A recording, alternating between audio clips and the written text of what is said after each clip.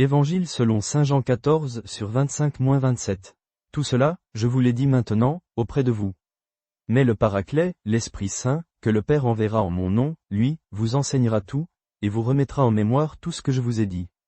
Je vous laisse la paix, ma paix, je vous la donne. Pas comme le monde la donne, je vous la donne. Que vos cœurs ne soient pas troublés, ne soyez pas craintifs. Ces paroles résonnent avec une douceur particulière en cette période qui suit Pâques et précède la Pentecôte.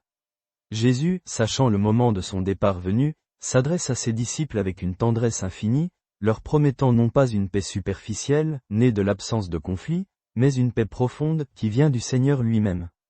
C'est la paix de celui qui a vaincu le péché et la mort, la paix de la résurrection. Il sait aussi que l'absence physique de son maître pourrait engendrer une crainte et un trouble légitime. C'est pourquoi il leur annonce l'envoi du Paraclet, l'Esprit Saint. Ce n'est pas une simple substitution, mais une présence nouvelle, une présence intérieure qui les guidera, les consolera et leur rappellera tout ce que Jésus leur a enseigné. L'Esprit Saint sera le garant de la continuité de la mission de Jésus, mais désormais vécue à travers les cœurs transformés des disciples. La joie de la résurrection n'est pas qu'un moment fugace, c'est une réalité qui doit s'ancrer en nous. Cette joie n'est pas indépendante de la présence de l'Esprit. C'est l'Esprit qui ravive en nous le souvenir vivant de l'amour du Christ, qui nous donne la force de témoigner de sa résurrection et qui nourrit en nous cette paix qui surpasse toute compréhension.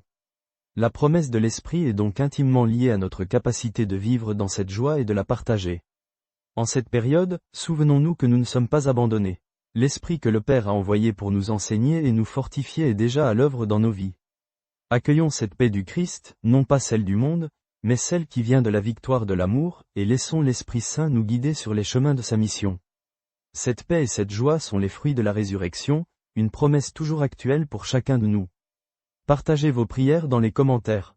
Le Seigneur écoute toujours même votre voix la plus douce. Que Dieu vous bénisse.